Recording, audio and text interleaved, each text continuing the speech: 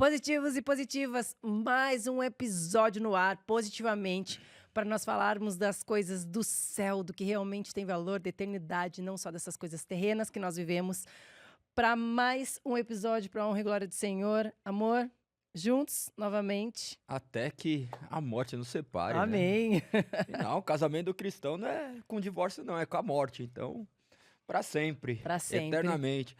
E hoje nós temos um amigo, né, que nós já conhecemos, que também é apresentador de podcast, professor de linguísticas, terapeuta, servo de Deus. Isso daí vai ser interessante. Nós poderemos tocar em assuntos que, por vezes, a gente não consegue abordar com outras pessoas, porque não vivem essa questão de participarem de podcast, conversarem com outras pessoas. Isso daí, por vezes, expande nosso conhecimento, né? Nós temos a oportunidade de vivenciar várias vidas aqui e temos essa oportunidade de ouvirmos histórias que são um tanto quanto interessantes, né? Nós estamos hoje com o nosso amigo convidado, Douglas. Se apresente um pouquinho, fale um pouquinho sobre você. Douglas Brasil, Obrigado seja pelo convite. bem-vindo. É Brasil, né, o sobrenome, né? Daí fala Douglas Brasil, dá a impressão que eu tô apresentando Douglas pro Brasil, mas é o sobrenome dele, tá? Isso eu roubei da minha esposa, esse Brasil, viu? Olha que coisa interessante. Com Z ou com S? É com S. Ah, então só tá aqui. Então tá tudo certo. Não foi ela que pegou o seu sobrenome, Não você que fui eu pegou o peguei dela. Foi intencional, né? Porque o meu nome era Douglas de Souza, só. E aí eu falei, não. Que representa bem o Brasil também. Total, muito. E aí eu fui lá e na hora de a gente se casar lá, eu falei, vou pegar esse Brasil pra mim e vou usar esse Brasil. Aí ela autorizou e ela disse assim, agora você não pode mais divorciar de mim. Se você divorciar de mim, eu tomo meu Brasil de volta. Mas como você bem disse, somos cristãos, então o casamento é pra sempre. Mas é um prazer imenso estar aqui, agradecer o Marcelo, agradecer vocês dois, a gente já teve a oportunidade de nos conhecer há tempos atrás, e vocês têm uma história incrível também, e tá na hora de vocês voltar no Espiritualmente Podcast, né? A gente já teve no Espiritualmente também, que é um podcast maravilhoso, gente. Assistam, muito edificante. Tá na hora de a gente voltar. Tá na hora de voltar. E pra quem não sabe, faz parte de todo esse ecossistema dentro do Positivamente. Pra quem não entende o que é o Positivamente, Positivamente vai muito além de um simples podcast. A intenção é fazer com que isso se torne uma verdadeira ferramenta nas mãos do Senhor, para que possa dar seguimento a mais projetos do quais o reino de Deus venha a se tornar cada dia mais conhecidos e possamos cumprir a grande comissão. É isso. Bom, Douglas Brasil, casado com Juliane Brasil, pai da Isabela, 2 Brasil. aninhos. Brasil também, todo mundo Brasil lá em casa. E eu venho do Rio Grande do Sul, filho de uma operária de fábrica e de um mecânico. Eu me tornei professor de programação neurolinguística, terapeuta, comecei a atuar na parte de educação e desenvolvimento pessoal a partir de um episódio muito interessante da minha vida, bem como também comecei a atuar na parte de negócios, tendo uma agência de infoprodutos e também tendo esse podcast que vocês acabaram de mencionar, a partir justamente de um caminho que Deus foi direcionando ao longo dos anos da minha vida, quando então, depois de muitos anos de pastor, tudo isso passa a acontecer. Mas para que eu possa trazer uma consciência para toda a audiência que está nos ouvindo sobre quem é o Douglas, eu preciso contar a história do primeiro paciente do Douglas. O primeiro paciente do Douglas, ele chega no consultório tendo uma média aí de 29 para 30 anos de idade, mais ou menos. Deixa eu só entender. Quando você saiu de Porto Alegre para vir para São Paulo, você já veio trabalhando com neurolinguística, essas coisas, atendendo, porque você é psicólogo. Isso, eu vou contar essa história e vai fazer muito sentido para vocês entenderem. É bem curioso. Vou contar essa história de quando que foi que eu conheci a psicologia e quando que foi que tudo isso começou. A partir desse paciente que chegou no meu consultório com 29 anos de idade, ele vindo com o casamento arrebentado, problemas financeiros, o casamento à beira do divórcio, sendo ele um pastor já há mais de uma década. E essa primeira experiência com essa pessoa foi quando então se descobriu questões do passado com relação a abuso infantil, abuso sexual e também com relação à parte de violência doméstica, que isso era uma coisa que não era muito claro para essa pessoa e que isso foi descoberto a partir de uma experiência de um burnout, que é um esgotamento por conta de frustração do trabalho, por conta de insatisfação no relacionamento, por conta de excesso de atividades, desconforto. E esse primeiro paciente era eu. Eu sou esse cara que lá atrás, ainda com 10 anos de idade, foi vítima de abuso sexual por um vizinho, onde esse vizinho fez um convite, eu era pequenininho, meu pai trabalhando, minha mãe trabalhando, a família toda trabalhando, e eu fui convidado por esse vizinho para ir até a casa dele, onde lá na casa dele, então, eu fui abusado. Isso ficou entre mim e Deus e mais ninguém. Foi uma vez só? Foi uma única vez, e eu não falei isso para ninguém, não Quantos anos compartilhei você com tinha? ninguém. 10 anos. 10 anos. Não compartilhei com ninguém, não dividi isso com ninguém. E os anos, eles foram passando e todo aquele que é vítima de abuso sexual, ele começa a ter várias disfunções por conta justamente desse abuso. E eu comecei a ter essas disfunções, eu comecei a ter dificuldade de aprendizagem, eu comecei a ter dificuldade de relacionamento, eu me tornei introspectivo. Você pensava nesse abuso? Eu não pensava porque, dentro daquilo que eu fui entender posteriormente, essa era uma memória recalcada. Então eu reprimi isso, né, para poder seguir a vida. Eu tinha que seguir a vida. Você passou por cima, esqueceu, guardou, escondeu. Tava lá no que Freud seguir. ensina, Uhum. lá no meu inconsciente, lá embaixo, lá embaixo do iceberg. E aí o que aconteceu foi que eu fui vindo, né, os anos de vida e comecei mal na escola, comecei a ter vários problemas com relação a relacionamento, com os colegas na escola, com os professores, não queria estudar. Meu pai, então, numa tentativa de me educar e de me corrigir, ele começou a me prender em casa. E a forma como ele decidiu me prender era uma forma um pouco inusitada, diferente do que a maioria das pessoas fazem com seus filhos, porque ele amarrava a minha perna com uma corrente e um cadeado e ele me deixava preso na cama assim que a minha mãe saía para o trabalho. Então, minha mãe saía para o trabalho, eu ficava lá com a perna amarrada, uma corrente e um cadeado na cama por horas e horas, sem poder ir no banheiro, sem poder comer. Era realmente como se fosse um animal, assim, preso para não poder sair, porque era uma tentativa dele de eu não ir para rua. E o seu pai fazia o que nesse tempo? Meu pai era mecânico, autônomo. Então ele trabalhava por casa mesmo. Minhas irmãs, as duas irmãs faziam faculdade, então trabalhavam, faziam faculdade, iam embora para o trabalho, para a faculdade. E a minha mãe trabalhava como operária de fábrica, então ela ficava num período do dia em casa e a maior parte do dia ela passava fora. E o meu pai, na medida de tentar me corrigir, tentar me disciplinar, ele me prendia dessa forma. Só que muitas vezes, quando eu estava solto, né? Então é igual cachorro vira-lata, quando fica solto sai correndo na rua. Eu queria rua, eu queria ficar com os amigos, né? Com as companhias de rua. E aí o meu pai não queria que eu ficasse na rua. E aí, quando eu chegava em casa, eram quando aconteciam ali as agressões físicas, né? Então ele me batia com pau, me batia com... Era uma resposta àquilo que você fornecia também a ele, né? E Perfeito. a única maneira, na medida do conhecimento dele para fazer, Era isso. era isso. Era o que ele tinha, né? Então, assim... As ferramentas que ele possuía em suas Meu pai, isso é muito importante para todas as pessoas que foram vítimas de abuso, que foram vítimas de violência doméstica, porque todas as pessoas que elas têm um comportamento como o comportamento do meu pai ou como o comportamento do abusador, a gente precisa entender que todo o excesso esconde uma falta.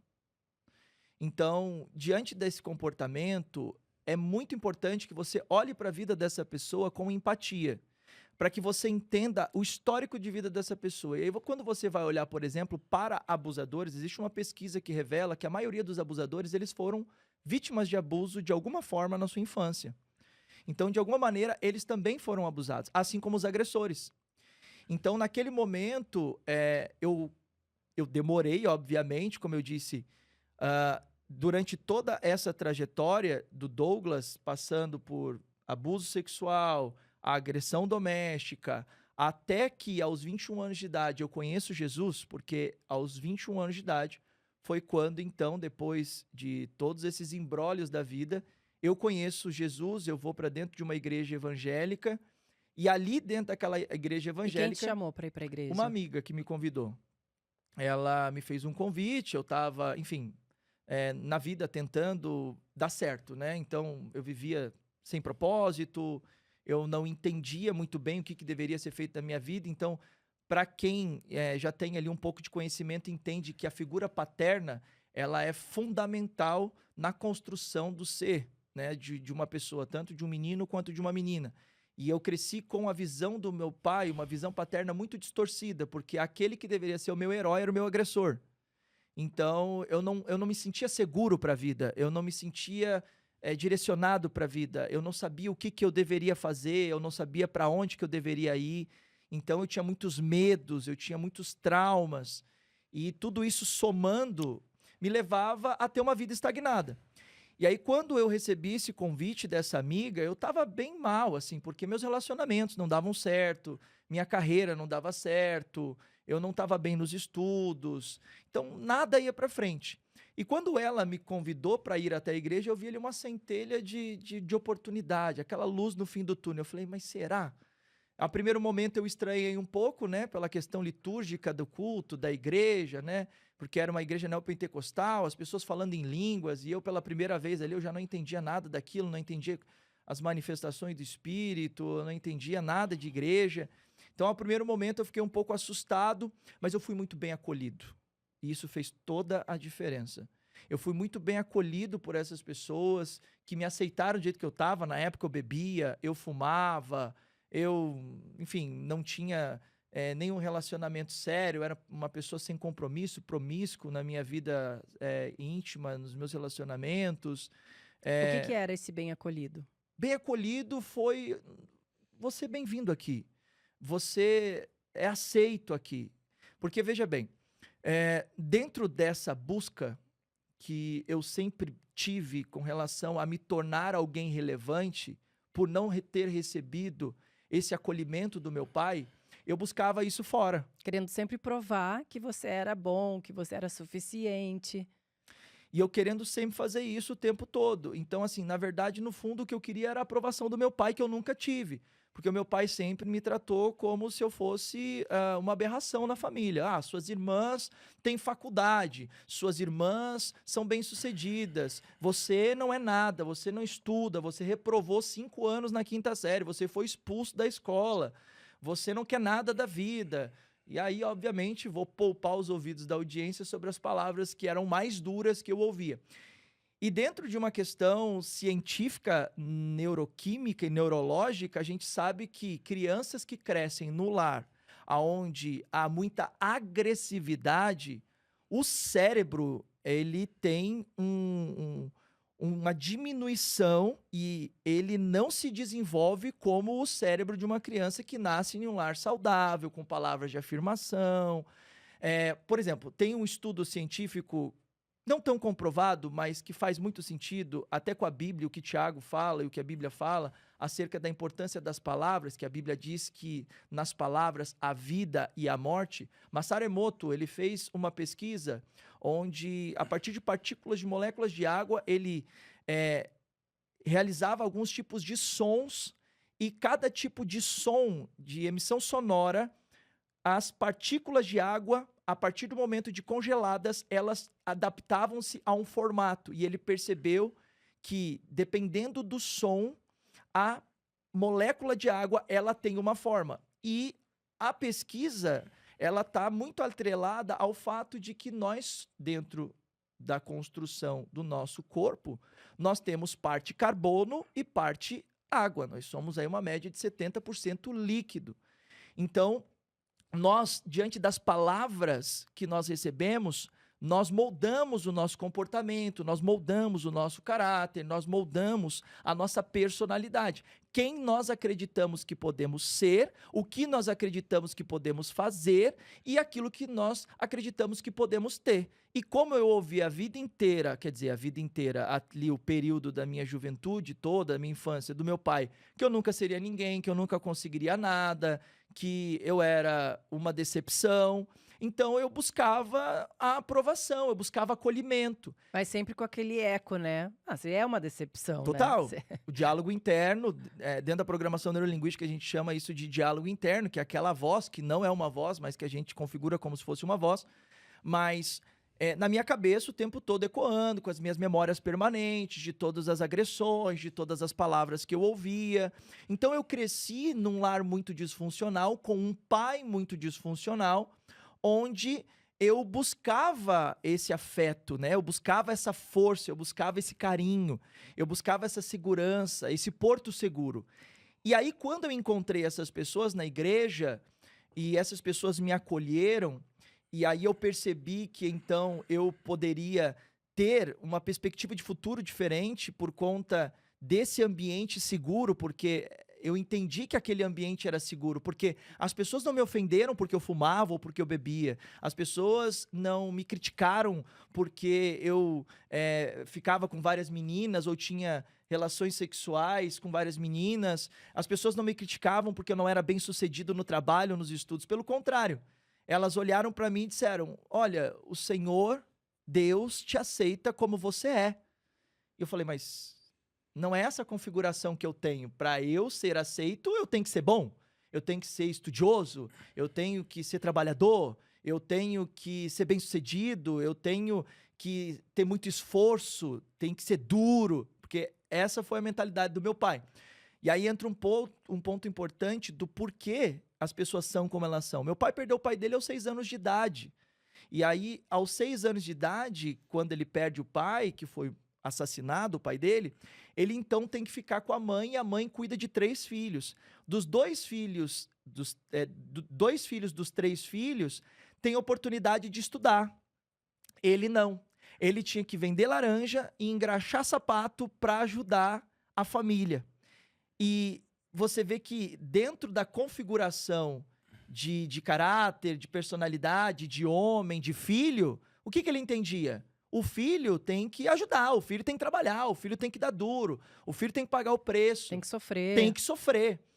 Tanto que eu venho dessa configuração e muitas pessoas, sem a base de conhecimento adequada, acaba carregando esses traumas e isso vai tornando a vida dela e os relacionamentos dela bem difícil, porque ela não tem merecimento. Então, ela não consegue receber um elogio, ela não consegue receber presente, ela não consegue desfrutar da vida. São muitos bloqueios, né, que são criados. Total. Então, dentro dessa realidade, por exemplo, entendendo esse exemplo que eu dei do Masaru Emoto, entendendo os princípios bíblicos e as orientações bíblicas acerca do poder das palavras, eu entendi que essas palavras moldaram muito quem o Douglas havia se tornado. E eu realmente acredito que eu estava fadado a realmente me tornar uma pessoa sem sucesso na vida. Mas a partir dos 21 anos de idade, quando eu entrei na igreja e conheci Jesus, e conheci a Deus, e conheci a palavra de Deus, as instruções bíblicas, eu percebi que eu poderia não ter vindo de uma boa família, mas uma boa família podia vir através de mim. Eu percebi Amém. que eu poderia mudar esse cenário, que eu poderia deixar de ser vítima do meu passado e eu poderia andar de mãos dadas com o Criador que queria me dar uma nova oportunidade para mudar o meu futuro e a minha realidade. E aí, no fim das contas, eu acabei, a partir desse momento, me dedicando muito, encontrando na igreja esse lugar seguro. Me apaixonei pela igreja, me apaixonei pelo ambiente eclesiástico, me apaixonei pelas escrituras sagradas, comecei a ter ainda mais desejo de me envolver, de servir. Foi então que eu recebi o convite de me tornar pastor, então me tornei pastor aos 21 anos de idade. Amém. Caramba, com 21 21 anos, anos. no mesmo ano você já se tornou Mesmo pastor? ano, foi 1 ano, foi tudo muito rápido. Meu Deus. As pessoas que estão em casa, né? Provavelmente muitas devem ter se identificado com a sua história, porque muitas pessoas passaram por isso, principalmente por abuso. Eu vejo que elas não têm coragem de contar, né? Não. Muitas pessoas. E eu vou te falar que eu acho que a porcentagem de pessoas que foram abusadas, ela deve ser muito grande. E homem, então? Então, muito grande, homem. E eu acho que a maior problema, ou acho que o maior problema ali naquele embate é que muitas pessoas elas ficam se sentindo culpadas, porque dependendo da idade no qual elas foram abusadas, eu vejo muitos relatos desse. Ao mesmo tempo que elas são abusadas e que elas sentem aquela dor de ter sido tocada na sua parte mais íntima, né, do seu ser, tem pessoas que também despertam algo da sua sexualidade, de que elas gostam Uhum. daquele momento, Uhum. porque é um momento onde os hormônios estão aflorando e elas não entendem aquele momento, né?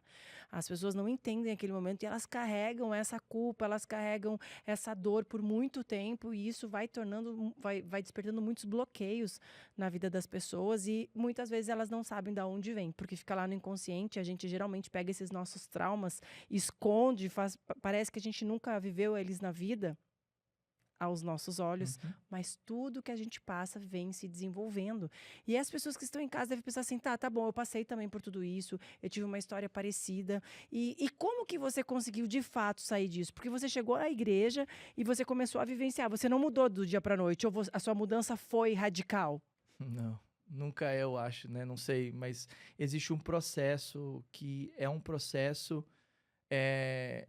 que tem que ter muita paciência, porque assim, uma das coisas que aconteceu a partir do momento que eu conheci a Jesus e eu fui para a igreja foi eu ter que me confrontar. Eu não olhei para o meu pai, eu não olhei para minha mãe, eu não olhei para minha família como o problema. Porque a partir do momento que eu coloquei os meus pés na igreja e eu abri a Bíblia ela foi o espelho para mim e eu comecei a me enxergar. E eu comecei a olhar para os meus defeitos, para as minhas falhas. E aí a partir desse processo, eu não comecei esse processo retrocedendo, né? Eu não fiz essa reprogramação a partir da minha infância, mas do momento atual. Então, naquele momento, eu aceitei Jesus, eu comecei a falar com as pessoas da minha família. Eu me lembro até hoje que quando eu comecei a falar de Jesus para minha família, eles começaram a falar: ah, tá. Aham, sei. Se converteu agora. Você quer convencer quem? É. Ah, não, você não mudou e tal. E assim, como a gente tá no processo de conversão, não sei, eu tô falando Douglas, né? A gente é muito generalizar, não posso dizer que assim seja com todo mundo, mas o Douglas, no processo de conversão dele, ele teve altos e baixos. Então, teve momentos que eu quis me afastar, e eu me lembro até hoje desse momento, foi um momento muito interessante, porque eu já estava na igreja, eu estava falando para os meus pais, para minha família, convidando meus amigos e tal. E eu tinha uma menina que eu gostava da igreja, que foi a mesma menina que me convidou para ir para a igreja, eu gostava dela. Tá explicado, porque foi rapidinho. Calma. Conheço uma história parecida. E aí, essa menina que me convidou para ir para a igreja, no fim das contas, esse relacionamento não deu certo, eu me decepcionei e naquele momento eu falei, eu não quero mais saber da igreja, e eu tentei me desviar, né? Eu tentei sair da igreja, eu falei, vou embora, não quero mais saber de igreja, não quero mais saber disso. Isso eu não havia me tornado pastor ainda. E aí o que aconteceu foi que, nesse dia, eu convidei um amigo, e aí a gente decidiu ir para uma balada, e eu fui para essa balada com esse amigo, a gente bebeu durante toda a noite, e nós convidamos essas duas meninas que estavam com a gente no camarote para que essas duas meninas fossem pra gente para um motel. Nós entramos no carro, você vê, né? Eu tava na igreja, mas... E aí o que aconteceu foi que a gente entrou no carro e eu tava dirigindo esse carro, não tava em alta velocidade, tava devagar, e aquele som alto dentro do carro, de repente eu ouço uma freada absurda, um som muito alto e uma pancada no carro. Quando eu volto a mim, assim, eu olho para todo mundo, eu percebo que as pessoas já estavam fora do carro, tava só eu dentro do carro, e um táxi veio em alta velocidade e bateu bem na minha porta. Exatamente na minha porta. E aí eu consegui sair pela porta do carona. Quando eu olhei o carro tava com perca total. Essa freada que você escutou foi do táxi Foi batendo. do táxi vindo em direção, ele freou e bateu. E aí, quando esse rapaz, enfim, falou, né? Eu tava desorientado porque eu tava alcoolizado e tudo mais. Eu percebi que as pessoas que estavam ali comigo já não estavam mais. Eu tinha ficado sozinho. Meu Deus. Eu tive que ligar pro meu pai, mais uma vez, uma decepção. E agora, uma decepção de alguém que estava frequentando uma igreja, né? Então, meu pai chega, as pessoas olham pro carro e dizem, o motorista morreu? O motorista morreu? Porque a parte da porta do carro, a parte do motorista, se acabou. Só que teve uma coisa curiosa que aconteceu. No momento em que o carro bate, ele bate na parte onde tem a coluna do carro que absorve todo o impacto. Se o táxi tivesse batido um pouco mais para dentro, ele tinha me matado. E eu me lembro a única coisa que aconteceu no momento que eu saí do carro e eu olhei para o carro e olhei para tudo que tinha acontecido e me vi naquela situação sozinho, veio só uma coisa na minha cabeça. É a segunda chance. Então, naquele momento, eu entendi que Deus estava me dando uma nova oportunidade para que eu não me afastasse, mas que eu voltasse para a igreja. E a partir dali, então, eu volto para a igreja e começo esse meu relacionamento mais profundo com Deus, agora não dependendo de ninguém, mas única e exclusivamente mim, porque eu me lembro que nós frequentávamos a mesma igreja e eu mudei de igreja para que eu pudesse ter esse relacionamento com Deus. Então, naquele momento, eu percebi uma coisa: Deus nunca vai ser tudo para você até que Ele seja a única coisa que você tenha.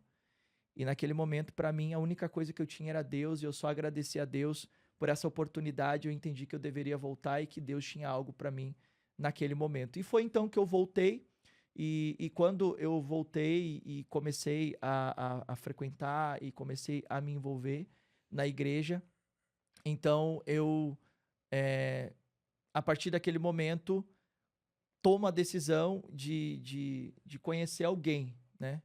E aí foi quando, então, eu começo a conversar com uma pessoa na internet. Essa pessoa era a minha futura esposa, que começa a me ajudar. Ela era filha de pastor aqui em São Paulo. E aí eu estava lá no Rio Grande do Sul. Tudo isso acontece no Rio Grande do Sul. E a gente começa a conversar. E esse relacionamento, ele dura aproximadamente em torno de 4 anos. Onde foi um relacionamento à distância, onde a gente se viu aproximadamente em torno de umas 4 vezes, mais ou menos, nesse período de 3 anos. Então, foi o tempo de eu ir para lá, para conhecer ela e os pais dela. Depois ela veio para cá, a gente noivou. E aí, depois eu voltei e a gente casou. E aí começa a minha jornada de pastor em São Paulo.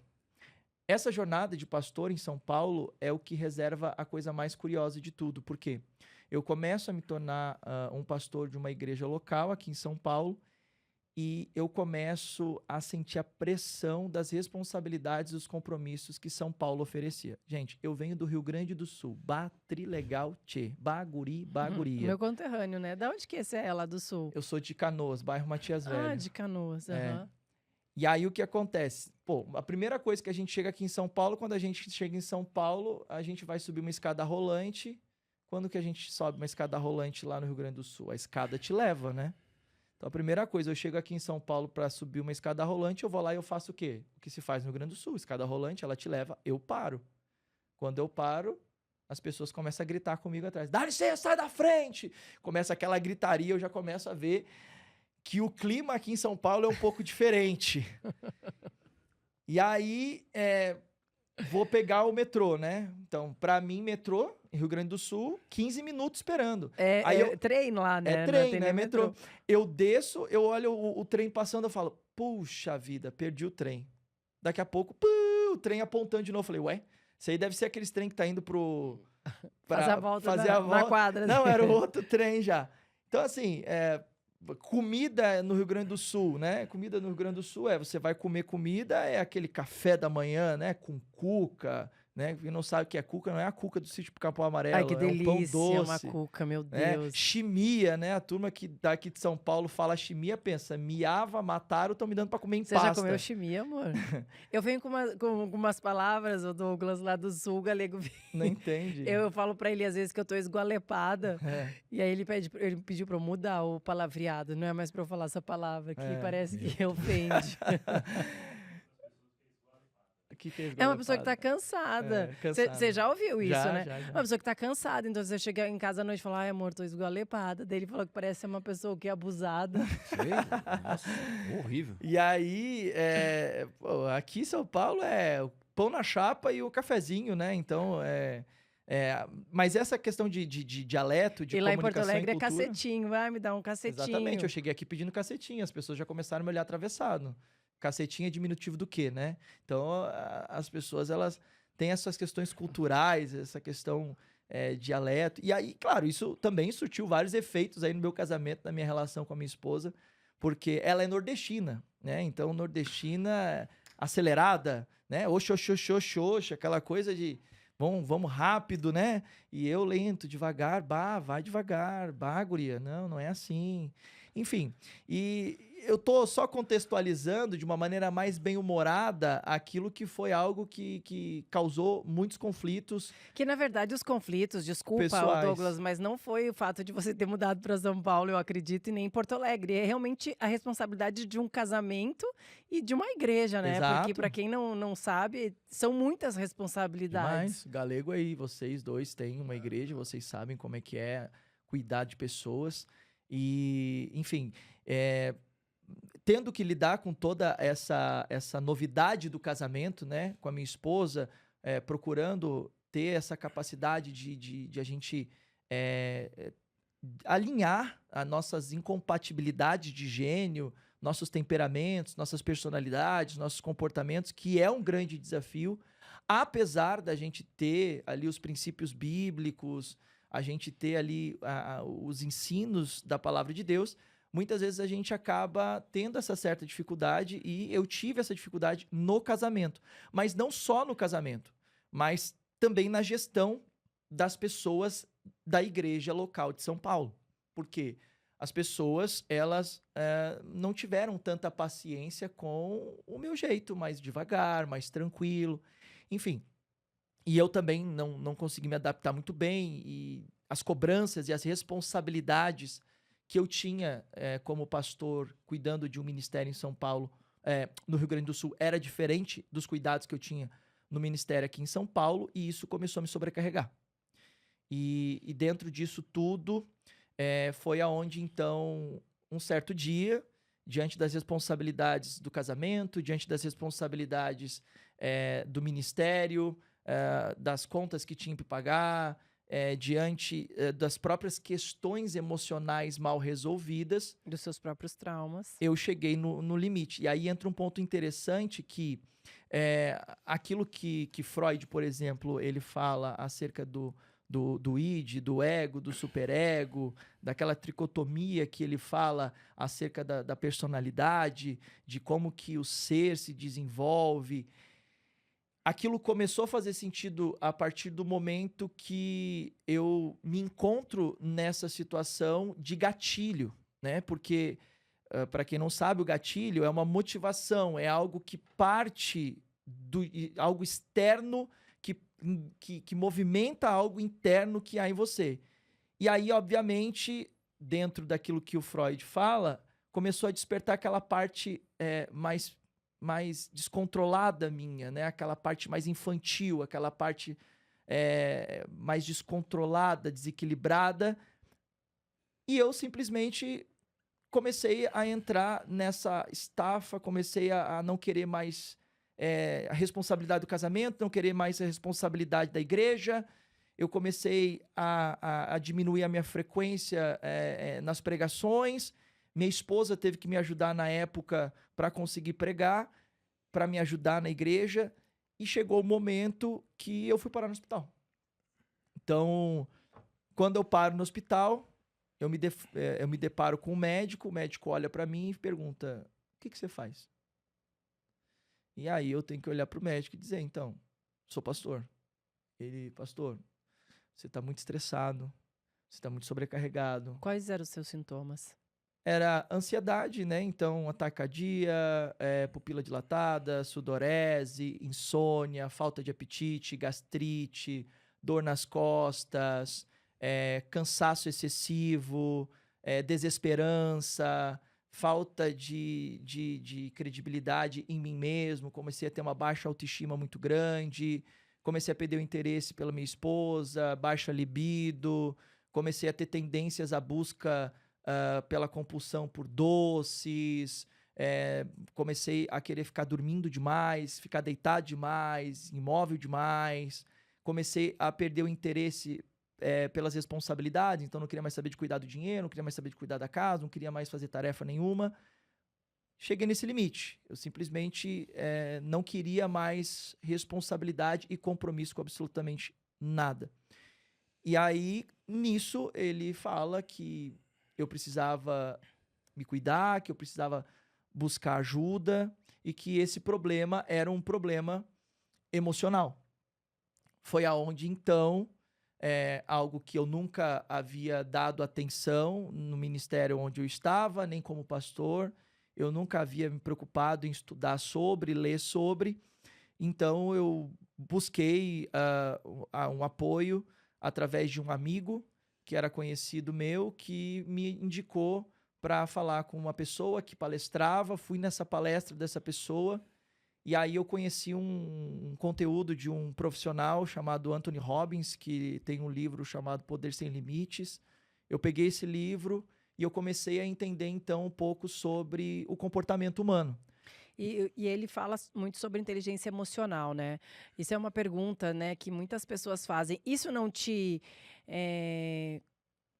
confrontou, vamos dizer assim, quando você fala de inteligência emocional com a fé, né? Como que foi para sua esposa, por exemplo, que vive dentro da igreja? Ela não aceitou. Não aceitou? Nem ela, nem os meus pastores, nem a liderança. Ninguém entendeu isso, né? E eu também não. E eu vou explicar por que eu não entendi muito bem.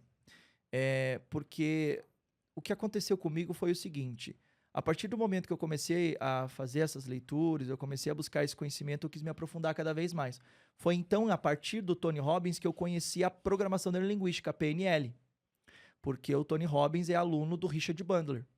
E aí foi aonde, então, eu fui buscar o conhecimento aí da programação neurolinguística com o Dr. Richard Bandler, lá na The Society of NLP, onde atualmente eu atuo como professor de programação neurolinguística, não na The Society of NLP, mas tenho a minha formação por lá, mas atuo aqui no Brasil como professor de programação neurolinguística, dando aula, ensinando as pessoas acerca de como que elas desenvolvem essa habilidade de ter esse equilíbrio emocional, como que elas lidam com essa questão do seu inconsciente, enfim, para que elas tenham mais qualidade de vida. E aí o que acontece? A partir do momento que eu comecei a buscar essas formações, eu percebi que, a partir disso, nós tínhamos a psicologia, que eu nunca tinha estudado, nunca tinha me aprofundado. Não sabia nada de teologia, não sabia nada de psicologia. Eu era um pastorzinho simples naquela igreja que pregava aquilo que era muito básico. Você tinha intimidade com o Senhor? Olha, Lizzy, para falar a verdade, não. Olhando para a realidade de tudo que aconteceu, da forma tão drástica que eu me afastei, eu não tinha. Isso é muito importante, né? Porque às vezes quando a gente olha as pessoas que estão dentro da igreja, mas ele é crente, mas ele vai para a igreja, ou é um pastor, né? Às vezes é um profissional de púlpito. Simplesmente. Às Porque vezes o é que um a gente tem que profissional. ter é um relacionamento com o Senhor. Aprendeu a pregar. Quando você vê, quando eu falei aqui para vocês, né, que eu falei assim, eu com 21 anos de idade conheci Jesus, fui para a igreja, me batizei e tudo mais, e aí 21 anos de idade, 22 anos de idade, eu era pastor. O galego falou, tão rápido assim? Por quê? Realmente foi rápido. Foi tudo muito prematuro, na minha opinião. Eu enxergo isso hoje. Porque eu não tive o preparo. Eu não tive o preparo bíblico, teológico, eu não tive a instrução adequada. Enfim, mas olhando para a realidade daquilo que Deus faz, entendendo que tudo coopera... E que Ele permite? Tá tudo certo. Eu entendo que hoje, tudo o que eu passei e tudo o que eu vivi me permitiu me tornar quem eu sou hoje, inclusive tá aqui no espiritualmente, perdão, Marcelo, perdão, Liz Galego, no Positivamente Podcast, aqui no Positivamente, né? E tá compartilhando essa história com tantas pessoas que eu sei que eu vou causar um impacto na vida dessas pessoas. Isso só foi possível porque eu passei pelo que eu passei. Não que eu tenha, ou que as pessoas tenham que passar por dores e sofrimentos. Mas essa é a sua É a história. minha história. Nossas experiências não geram doutrinas bíblicas, né? Exato. Então, o que a gente tem que ter maturidade sempre é entender que a vida é de maneira individual e Deus nos deixou praticamente tudo aquilo que ele gostaria que a gente compreendesse por intermédio da palavra. E nós pecamos pela falta de zelo com a palavra. Porque se olharmos para a palavra mesmo fala para não nomearmos pessoas neófitas, né? Pessoas que estavam recentemente... Timóteo.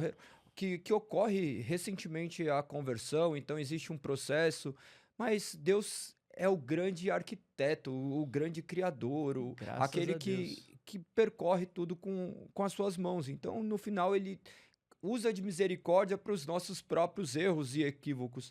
Você mencionou há pouco tempo a questão de que você chegou do seu jeito, todo contaminado pelo poder do pecado e as pessoas te acolheram. Esse ambiente de acolhimento é na igreja. Se você está passando por um momento difícil, vá para a igreja como você está. Não espere você se tornar perfeito, porque a igreja é a reunião dos imperfeitos. Aqueles que se declaram imperfeitos estão reunidos ali dentro da igreja. Exatamente. Na sociedade, talvez você se depare com pessoas que aparentam ser maravilhosas, mas elas estão completamente tomadas pelos seus egos e vaidades. E você chega dentro da igreja, você é despido disso. Então, Deus te chama como você está, mas Ele não vai te deixar como você está. Ele vai transformar cada dia mais parecido com seu Filho, Cristo Jesus. É o processo de santificação, de regeneração, do qual ele tem contado de maneira aqui primorosa esse processo. Então, ele não tinha noção de contar no começo ali, quando ele está vivendo, ele não conseguia enxergar, e somente os anos, a experiência dá essa maturidade. Ele agora usa esse seu testemunho para edificar vidas, até mesmo pastores, porque hoje ele tem relacionamento com pastores que estão passando por burnout, por uma série de casos que são bem semelhantes. Então, se você também tiver com esses tipos de contratempos, busque a ajuda de um especialista. Não é que Deus se ausentou de você, ele vai utilizar até mesmo das suas dores para que a glória dele seja manifesta. E foi exatamente isso. E aí, enfim, conheci ali Tony Robbins, Richard Bandler, The Society of NLP. Eu falei, vou estudar psicologia. Fui cursar psicologia na Unip. E aí, enfim, cursando psicologia na Unip, eu comecei a ter essa noção dos grandes filósofos, dos grandes pensadores, dos grandes nomes. Eu falei, meu Deus, como eu não conhecia isso. Como que eu nunca ouvi falar disso, né? Como que eu nunca me aprofundei. E aí, um dos problemas que havia era justamente essa minha falta de habilidade de conseguir separar as coisas, né? De conseguir olhar e dizer assim, não, peraí, Deus, ele continua sendo suficiente. Eu é quem não sou. Um dia me perguntaram isso, né? Mas você está buscando o conhecimento externo, a Bíblia não é suficiente? Eu disse sim, a Bíblia é suficiente. Nós é quem não somos. Então, nós precisamos entender que nós precisamos nos capacitar, nós precisamos nos preparar, né? Então, quando você, por exemplo, encontra Jesus lá no templo, lá no texto de Lucas capítulo 2, Jesus estava lá estudando com os doutores da lei, ele estava lá buscando o conhecimento, né? Com 12 anos de idade. Inclusive, esse é um dos comportamentos dos judeus. As crianças com 12 anos de idade são muito inteligentes. E a gente começa a perceber eu começo a perceber principalmente o que diz o texto de Oséias capítulo 4, versículo 6. O meu povo sofre porque lhes falta conhecimento. E estava faltando conhecimento. Só que o que eu comecei a fazer? Eu comecei a pegar o conhecimento psicológico, eu comecei a pegar todo esse conhecimento que estava diante de todos esses grandes estudiosos e eu comecei a colocar aquilo à frente de Deus. E aí o que começou a acontecer? Eu quis mergulhar nesse mundo. Fui estudar com o Dr. Daniel Goleman, que é o escritor do livro Inteligência Emocional. Me apaixonei, tive lá o tempo para poder... Estudei com Tony Robbins, comecei a mergulhar, fui buscar a formação de hipnose, fui buscar a formação de constelação familiar, fui buscar o conteúdo de psicanálise, fui buscando todas as formações e mergulhei naquilo. Chegou um momento que a minha esposa olhou e disse assim, não tô te conhecendo mais. Por quê? Eu só falava da ciência, da ciência, da ciência, da ciência, o conhecimento, e a ciência, o conhecimento. E aí o que começou a acontecer? A partir daquele momento, eu comecei a dar aula num instituto de formação, um dos maiores institutos de formação de PNL aqui do Brasil. Eu não me sentia reconhecido na igreja, eu não me sentia valorizado na igreja. Olha os traumas paternos. Eu não me sentia reconhecido na igreja, eu não me sentia valorizado na igreja, eu não me sentia amado na igreja. Falei... De amado para desamado. Então, porque você chegou até a igreja porque você se sentiu acolhido e depois não era mais o acolhimento do qual você gostaria de receber. Você vai entender. Porque mudou, não né? era, não era eu, não era, era as pessoas. Sim. Então eu tava... Isso aqui é muito louco. As pessoas precisam entender. Nunca espere de pessoas aquilo que você deve esperar apenas de Deus. Uhum. Eu coloquei expectativas na liderança, eu coloquei expectativas nas pessoas. Lembra que eu falei que eu tava buscando um pai o tempo inteiro? Então eu ia lá, me dediquei, me esforcei, chamar atenção, dar o melhor e tal. E eu percebi que todo o meu esforço, toda a minha dedicação, todo o meu empenho não era o suficiente. E eu não tive algo em troca. Você achava que seu pai ia lá para te resgatar em algum momento. Achava que em algum momento o homem, ele viria na figura do pai inconscientemente e dizer, vem cá, parabéns meu filho, você é incrível, uau, que incrível, vou te dar um reconhecimento, você vai ser promovido na igreja, você vai, enfim, vou te reconhecer aqui, você vai subir no altar. Eu buscava reconhecimento, eu buscava um pai, eu buscava a aprovação deles. Só que eu não entendia isso. E isso dentro da igreja, para deixar bem claro para você que está em casa, porque às vezes você procura isso dentro da sua casa, através do seu marido, dos seus familiares. Às vezes você está procurando essa figura no qual te decepcionou, né? Quando você era pequeno, na figura das pessoas que estão em volta de você. E você está criando expectativa em cima deles, está deixando de viver, porque você está esperando algo das pessoas que estão em volta de você. Quando, na verdade, só Deus pode te dar o que você precisa. E eu não entendia isso. E aí eu comecei a ter um problema muito sério com o ego. Porque o que começou a acontecer? Diante de tudo aquilo que eu vivi e dessa frustração, no lugar onde eu estava, eu comecei a ganhar dinheiro. Então, eu não ganhava dinheiro, porque obra de Deus, igreja não é lugar de você enriquecer. Igreja não é lugar de você ganhar dinheiro. Igreja é lugar de você cumprir uma missão, um chamado, um propósito. Eu nunca entendi que a igreja era um lugar onde eu ia ganhar dinheiro, onde eu ia comprar um carrão, um casão, ia ter um vidão. Não entendo a igreja como isso. Eu entendo a igreja como um ministério, um chamado. Nada contra, obviamente, digno é o ober do seu salário, eu entendo isso, as pessoas receberem, principalmente aquelas que realmente se dedicam e se empenham e vivem disso. Mas eu não entendi, eu nunca entendi isso, né? Eu acho que eu também sempre tive aquela veia de empreendedor, desde pequeno, tentando empreender e nunca consegui. E, enfim, já tive inúmeras tentativas. Então, eu sempre tive essa vontade de ter essa independência. E aí, quando eu consegui isso a partir de dar aula de programação neurolinguística como professor, então eu tinha reconhecimento, eu tinha dinheiro e eu tinha conhecimento. O que eu preciso? Ah, não. Aí eu comecei a olhar para a questão do conhecimento, porque a hipnose fala sobre a questão das induções, a PNL, a gente vai olhando para todas aquelas questões e a gente vai entender, poxa, mas espera aí, tem muitos lugares que isso aqui é indução, isso aqui é ritmo hipnótico, isso aqui é manipulação. E eu comecei a olhar para aquilo e eu comecei a criar várias barreiras. E eu comecei a não querer mais olhar para a igreja com o mesmo olhar que eu olhava antes, e tendo toda essa resistência de você não pode ser um pastor e você não pode ser um empreendedor, um profissional, um professor ou fazer outra coisa, como começou a vir essa resistência, eu comecei a entender que eu deveria escolher um lado. Bom, dito isso, o que começou a acontecer? Eu comecei a ter todos esses gatilhos do passado vindo à tona. A questão do abuso, a questão da violência doméstica, a questão do ambiente que eu fui criado, educado, da minha família, todas as dificuldades que eu passei. E a sua mãe nessa história toda, hein? Minha mãe, ela é da roça. Minha mãe é de Nova Prata. Ela passou por tanto o que eu passei, porque ela teve um pai que o pai dela era alcoólatra. E por muitas vezes ela teve que dormir no celeiro, no meio das vacas e dos porcos, porque o pai chegava alcoolizado e era muito agressivo. Então os filhos tinham que se esconder do pai para não apanhar do pai. E ela veio do mesmo cenário, saiu jovem de casa, 18, 20 anos mais ou menos, saiu lá do interior do Rio Grande do Sul, veio para Porto Alegre para ganhar a vida, conheceu o meu pai foi o único homem dela, ela teve que lidar com muitas disfunções do meu pai, acerca de adultério, traição, disfunções do meu pai que meu pai teve. Minha mãe, Mas se acostumou com aquilo. ela olhou para aquilo e disse, é isso, não tem outra alternativa. E ela foi suportando tudo. Ela é viva ainda? Ela é viva, meu pai não é mais.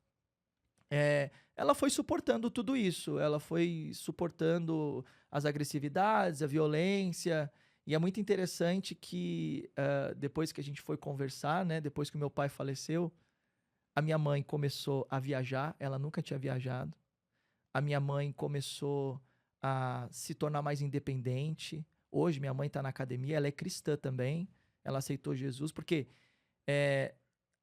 é muito interessante que eu sou aquele improvável da família, porque ninguém acreditava que eu seria alguma coisa. Os vizinhos, né, diante de todos os cenários, de todo o embrolho lá de vida que eu vivi, os vizinhos não acreditavam, os meus pais, de certa forma, não acreditavam, minhas irmãs, eu dava muito problema, muito problema. E quando eu aceitei Jesus, eu quis levar Jesus para dentro da minha casa e eu comecei a levar Jesus pela minha mudança de comportamento, né? Porque no início eu queria empurrar Jesus a goela abaixo, né? Então, vocês têm que aceitar Jesus, senão vocês vão pro inferno. E aí as pessoas começaram a ficar um pouco chocadas com isso. Então eu era muito pé na porta. E aí quando eu comecei a entender que as minhas atitudes precisam falar mais alto do que as minhas palavras, e eu entendi aquilo que Joyce Meyer fala, pregue em todo o tempo e se for preciso fale, eu entendi que as minhas atitudes, elas iriam influenciar mais do que as minhas próprias palavras. Fui ganhando um por um, hoje eu e minha casa servimos ao Senhor.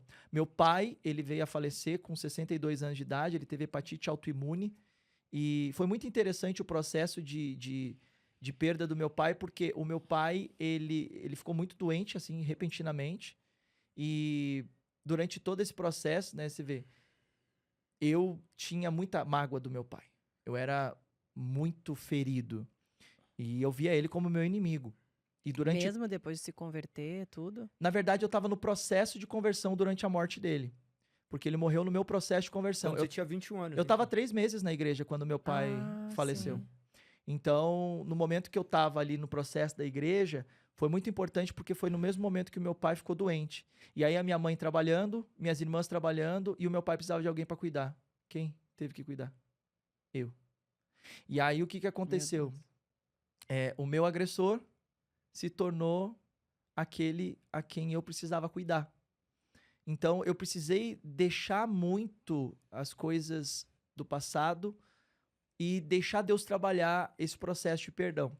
E uma das coisas que as pessoas, elas muito me perguntam diante disso, né? Porque quando eu conto a história do meu pai, a questão da agressividade, da violência, do maus tratos, as pessoas dizem, tá bom, mas e como que foi isso? Como que você perdoou? Como foi perdoar?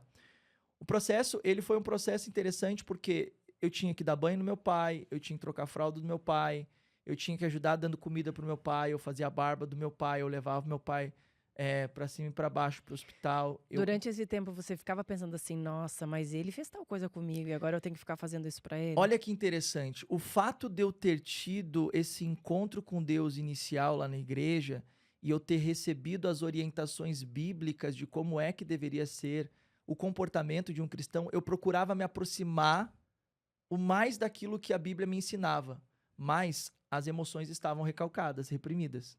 Então estava tudo lá dentro.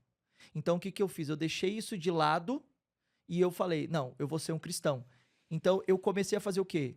Eu comecei a, naquele período em que meu pai estava doente, pregar Jesus pro meu pai. Então eu falava de Jesus para ele, falava, pai, olha, é isso, é aquilo, Jesus é isso, Jesus perdoa, não importa. E meu pai sempre muito resistente, meu pai nunca quis saber de igreja. Meu pai pisou uma vez na igreja evangélica, que foi comigo, com a minha mãe, quando ele estava bem doente, que a gente conseguiu levar. Depois disso, ele nunca mais pisou. Mas o que foi interessante foi que um dia meu pai, ele estava em casa e eu pedi para minha pastora fazer uma visita para o meu pai. Naquele dia, minha pastora chega na nossa casa, eu ainda não era pastor, eu apenas frequentava a igreja. E aí ela fala de Jesus para o meu pai e diz, seu Darli, você sabe que Jesus te ama e que ele perdoa os seus pecados, basta você aceitar ele como Senhor da sua vida. E naquele momento, sentado no sofá, meu pai aceita Jesus. doente, mas ele aceita Jesus. E então, essa jornada de pregação, de levar o evangelho para ele, continua comigo no hospital, em casa, eu continuo falando para ele. E nisso eu comecei a levar a minha família para Jesus. Então eu falei, vamos para a igreja porque a gente pode salvar o pai. Então minha mãe junto, minha irmã junto, a nossa família começou a frequentar a igreja. Só que aprove aí da parte de Deus, Deus quis que ele fosse recolhido. E eu entendo que o que confortou meu coração foi que muitas vezes Deus permite que a carne pereça para que a alma seja salva. E eu entendi isso, que talvez aquele momento era um momento importante, porque era o momento que meu pai tinha aceitado Jesus, era o momento que meu pai estava tendo contato com o evangelho, e acredito que é o momento da salvação. Então eu entendi que aquele momento era o momento. E o mais interessante de tudo é que isso aconteceu e eu não sei, porque eu só recebi essa informação. Eu não tenho nem a lembrança exata de quem foi que me falou, se na época foi a minha namorada ou se foi alguém da minha família, mas nós estávamos no hospital, era dia dos pais, eu tinha descido para tomar café, que eu tinha dormido no hospital, e lá no hospital eu ficava pregando pro meu pai o tempo todo, falando de Jesus pro meu pai o tempo todo. E aí naquele momento que estava lá no hospital, eu desci, quando eu voltei o pessoal falou que meu pai disse uma coisa que foi muito interessante, que foi o que confortou meu coração. Porque quando eu voltei, o meu pai disse assim para eles, eu posso hoje descansar em paz, porque eu sei que eu tenho um homem dentro da minha casa. E ele falou isso dirigido para mim. E eu não estava lá. Mas as pessoas me disseram. Então isso foi para mim uma força que me ajudou a acreditar que eu poderia ser alguém melhor e que eu tinha a aprovação do meu pai. Mas isso foi gerando o tempo necessário, onde eu fui buscando tudo aquilo que eu estava contando de as experiências pastorais, as experiências de estudo, de conhecimento, até que, diante de uma situação como eu mencionava, a minha esposa, ela olha e diz, eu não estou mais te reconhecendo. Eu estava dentro do carro, dirigindo o carro, e estava acontecendo o descende, e a minha esposa liga o rádio e começa a rodar o som, né, da festividade do evento. Eu olho para ela e falo, desliga isso aí, isso é tudo falsidade. Ela olha para mim, ela não fala nada, ela desliga. E naquele momento, dentro do carro, eu fiquei refletindo sobre aquilo que eu falei. Eu voltei para casa naquele dia, a gente não falou nada, nem eu e minha esposa. Eu entrei no meu quarto e tem um louvor do J Neto, que o louvor ele faz assim, ó, ele diz assim, ó, não me deixes, não me deixes sozinho, nem por um minuto, por favor. Eu coloquei esse louvor do J Neto e eu comecei a escutar ele. Eu chorei durante aproximadamente 30 minutos. E a partir daquele momento eu falei para Deus, Deus, eu vou deixar tudo isso aqui. Não faz o menor sentido o que eu estou fazendo. Eu cheguei na minha esposa, olhei para ela e falei, eu vou sair da Elsevier, eu vou deixar de dar aula de programação neurolinguística lá e eu vou fazer outra coisa, eu ainda não sei o que exatamente, mas eu vou cuidar do ministério, eu vou voltar para a igreja, eu quero cuidar do ministério, eu tenho um chamado, eu não quero deixar esse chamado, não importa o que aconteça.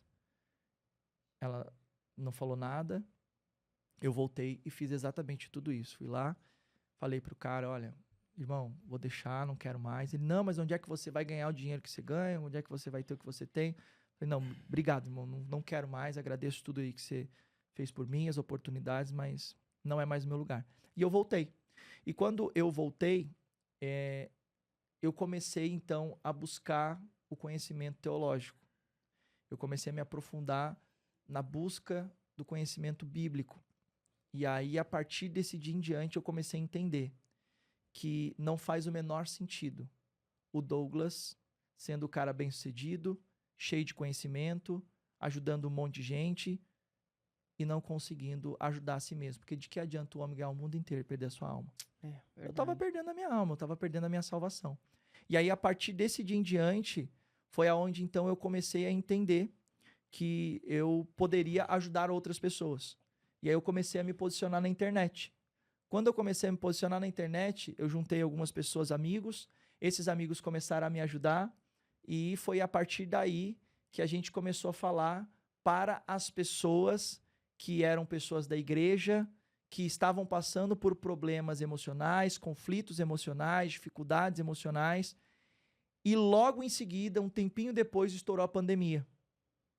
no momento da pandemia começou a vir um monte de gente, as igrejas fechadas, um monte de gente passando por ansiedade, depressão, estresse, um monte de gente passando por síndrome do pânico. E eu lá na internet falando, e as pessoas começaram a me procurar. Um monte de pastor começou a me procurar, esposa de pastor, filho de pastor, um monte de irmão da igreja, dentro e fora da igreja. E aí começou então os meus atendimentos como terapeuta a partir desse episódio, onde eu comecei a fazer os atendimentos das pessoas que antes eu não fazia, eu apenas dava aula, mas agora eu fazia os atendimentos das pessoas. E isso começou a fazer muito sentido porque as pessoas começaram a contar os seus depoimentos. E elas eram cristãs, elas eram da igreja, e elas não tinha ninguém falando da forma como falava Douglas. E eu não sabia que dava para cuidar disso. Eu tô passando por isso, eu passei por isso. Um monte de gente falando que se tratava com psiquiatra, com psicólogo, e que fazia isso em silêncio, não falava nada para ninguém, porque tinha medo. Principalmente quem está na igreja, né? Tem muito medo do julgamento. Eu, há uns 2 anos atrás, passei por isso também, Douglas, vendo você falar. E o que eu mais me questionava era como que eu, que estou na igreja, ministro a palavra, crente, estou passando por isso. A gente mesmo não aceita, né? Mas também foi uma falta de relacionamento com o Senhor, porque estar na igreja, ir na igreja no modo automático, né, nos leva a isso.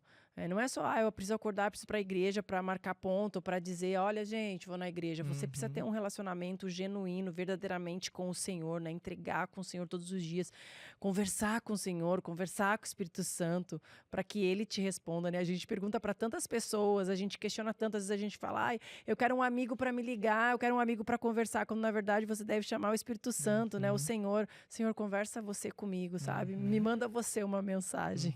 E isso aconteceu comigo a partir desse momento que eu voltei para casa, que eu entrei no meu quarto, eu fechei a minha porta e fiz aquilo que Mateus 6,6 diz: entra no teu quarto, fecha a tua porta e ora o teu pai em secreto. E o teu pai que te ouve em secreto te recompensará publicamente. Eu entendi que o meu resultado na vida, ele está diretamente condicionado à minha intimidade no meu quarto. Amém. E eu precisava dessa intimidade. Eu precisava saber o que eu ia fazer com todo esse conhecimento. Porque não foi em vão. É muita coisa. Não foi em vão, né? E eu não estava entendendo. Peraí, agora, empresário, uma agência de infoprodutos que surgiu na pandemia, atendendo pacientes como terapeuta, as pessoas testemunhando, falando sobre as suas transformações, agenda crescendo, cada vez mais pedidos, e aí administrar uma empresa, administrar uma igreja, administrar atendimento com os pacientes. Tem agora... Surgiu aí o Espiritualmente Podcast, como apresentador também do Espiritualmente Podcast. Tem a esposa, tem a filha, tem a si próprio. Eu costumo dizer, o pessoal costuma brincar. Douglas, como é que você dá conta de tudo isso? Eu entendi com o Viktor Frankl, que ele diz assim, quando você tem um porquê forte, você supera qualquer como. E ele foi um psicólogo que teve a sua vida ali transformada dentro dos campos de concentração. E a história dele é muito inspiradora porque ele escreve inclusive um livro Em Busca de Sentido, que é um livro maravilhoso que eu indico para todo mundo ler. E ele era cristão, ele é cristão. E aí, nesse período, ele como cristão lá dentro, começou a ver as pessoas, né, que comiam sabão com seu peso abaixo, e as pessoas ali diante de um momento de dificuldade, uma ajudando a outra, e naquele momento ele começa a perceber que aquilo que muitas vezes Freud ensinou lá atrás não faz sentido na sua totalidade, porque quando Freud vai lá e ensina que tudo é com base na libido, nos impulsos humanos, ele vem e ele mostra que não é, porque as pessoas estavam lá, por exemplo, dentro do campo de concentração, passando fome e necessidade, e elas compartilhavam umas com as outras, porque elas eram pessoas que tinham o seu temor a Deus, né? Então, quando você tem Deus na sua vida, quando você realmente tem um encontro com o Senhor, as dificuldades elas se tornam pequenas. Porque a partir desse momento você passa a entender que você não precisa ficar mostrando o seu grande problema para o seu Deus, mas você precisa mostrar o seu grande Deus para o seu problema. Amém. E a gente tem problemas, a gente tem dificuldade, nós terapeutas e profissionais que atuam na área do cuidado humano, da saúde mental, a gente também tem os nossos altos e baixos, a gente também tem as nossas dificuldades. E a gente tem que administrar várias coisas o tempo todo. E eu entendo que quando você tem o Senhor na sua vida como o seu maior terapeuta, porque eu entendo que Jesus ele foi o maior terapeuta de todos os tempos. Eu entendo que ele foi esse refúgio, esse lugar de segurança, esse lugar de calmaria, esse lugar de paz. Quando você tem o Senhor Jesus na sua vida, o fardo fica mais leve. É o que diz o texto da Bíblia lá de Mateus. Vinde a mim todos vós que estáis cansados e sobrecarregados, e eu vos aliviarei. No Senhor a gente encontra esse alívio, no Senhor a gente encontra esse descanso, no Senhor a gente encontra essa força, esse conhecimento, para que a gente possa dar conta de tudo. Para que a gente possa administrar todos os desafios e todas as dificuldades que a gente enfrenta na nossa vida. E por isso que a palavra fala que nós precisamos orar dia e noite sem cessar, né? Porque se a gente se distrair, se a gente olhar para aquilo que é oferecido diariamente a todos nós, a gente se desvia. É muito fácil se desviar, porque os prazeres que são oferecidos, a necessidade da nossa carne, ela é muito corrompível. Foi um grande testemunho, olha, Douglas, foi um grande testemunho, realmente um agir de Deus, né? Porque às vezes quando a gente olha para a nossa vida, depois de tanto tempo você consegue ver as mãos do Senhor. Provavelmente naquelas situações, todos nós, quando nós estamos passando pelo vale, pelas tempestades, né? A gente não consegue ver o agir de Deus, muitas vezes duvida. Será que realmente é o Senhor que está me permitindo passar por isso? Mas nós cremos que sim, que o Senhor está no controle de todas as coisas, que mesmo quando o inimigo toca na sua vida, é permissão de Deus para que algo grandioso aconteça, para que haja transformação, para que haja cura, para que haja desenvolvimento, para que haja algo soberano da parte de Deus, porque Deus nunca sai do controle de nada. Maravilhoso.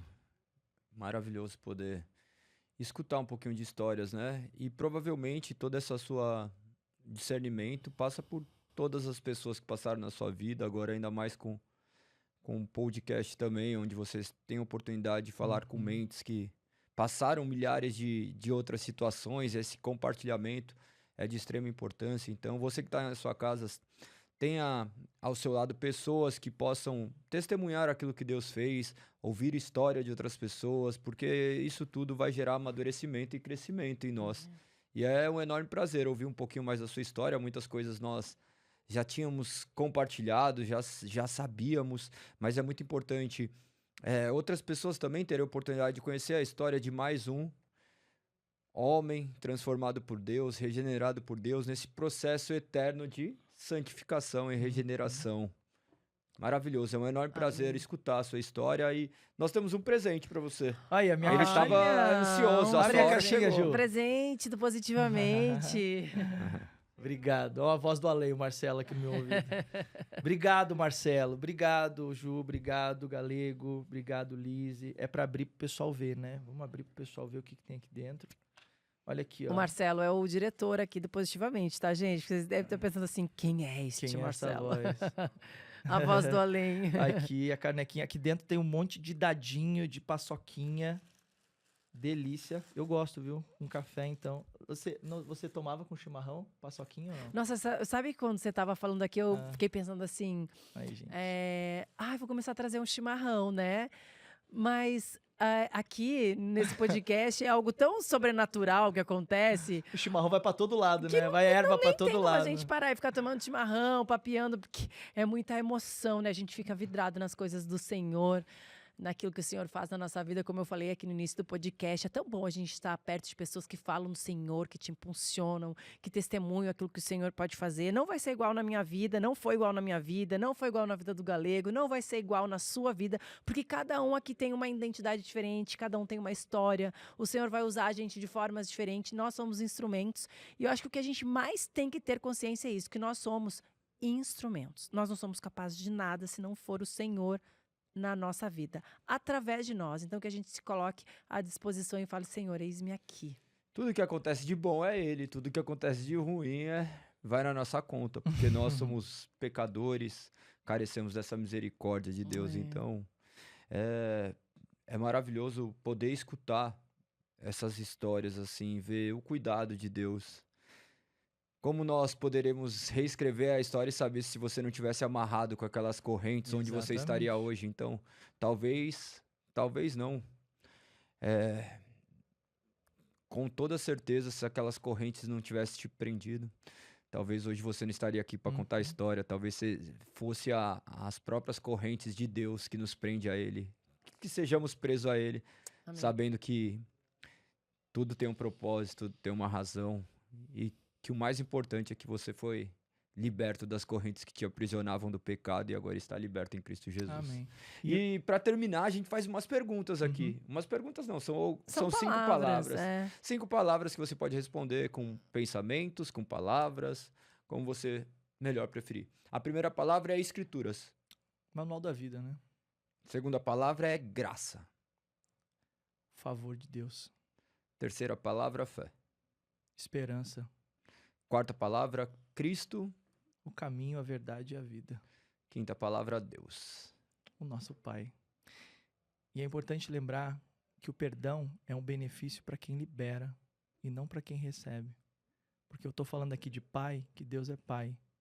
E por mais que você talvez esteja aqui hoje e você tenha sofrido muito, eu atendo muita gente, Galego e Lise. Muita gente machucada, com pai e com mãe. Muita gente. Dentro e fora da igreja. Existe um Pai que pode ressignificar toda a sua história. E esse Pai é o nosso Deus. Então, busque em Deus tudo aquilo que você sentiu, que faltou para você, porque nele ele supre todas as suas necessidades. Amém. Amém. E agora eu quero orar por você que está com a gente. Eu não sei se você assistiu este episódio desde o início, se você chegou agora, se você pegou no meio, mas eu quero te convidar para que você feche seus olhos, para que nós possamos orar juntos por você que está aí, aonde você está, para que o Senhor te alcance, para que você abra seu coração e esteja diante do Senhor, para que Ele possa fazer todas as obras e tudo aquilo que Ele tem para fazer na sua vida. Amém? Senhor Jesus, obrigado, Senhor, por mais um dia, obrigado por esse episódio, obrigado por esse podcast, obrigado pelas nossas vidas, pela vida do Douglas, obrigado pela vida dessa pessoa que está aqui assistindo este podcast, que o Senhor alcance, que o Senhor faça com que essa vida seja transformada, que ela seja curada, que ela seja abençoada, que ela possa curar os seus traumas, as suas lembranças, que ela possa ressignificar com o seu amor, com a sua palavra, que aquele velho eu seja ressignificado para que através dessa dor aconteça algo sobrenatural, como o propósito que o Senhor tem para alcançar muitas vidas através desta vida, Senhor. Que o Senhor permitiu que passasse por tantas coisas. Que o Senhor alcance essa vida. Que o Senhor faça dela algo novo, um vaso novo, Senhor. Nós te pedimos para que, a partir de hoje, essa vida seja mudada, alcançada e que ela tenha um dia, uma noite maravilhosa na sua presença. Feche a porta do seu quarto e fale com o Senhor. Em nome de Jesus. Amém. Amém. Amém. Obrigada a você que está aí. Compartilhe esse episódio com todas as pessoas que você conhece. Curta-o positivamente. Siga o positivamente. Deixe aqui embaixo o seu testemunho, a sua mensagem, o que você sentiu, o quanto você foi tocado, edificado. Que nós vamos ler, vamos te responder e vamos orar por você também. Nós te agradecemos. E te convidamos para estar com a gente também no próximo episódio. Um grande beijo. Obrigada, Douglas. Obrigada, amor, por estarmos aqui juntos. Obrigada, Senhor, porque tudo vem de Ti. Nós te agradecemos e te louvamos por tudo que você tem feito. Que seu Espírito, Senhor, possa nos acompanhar todos os dias da nossa vida. Em nome de Jesus, muito obrigada e até o próximo episódio. Beijo! Obrigado, gente!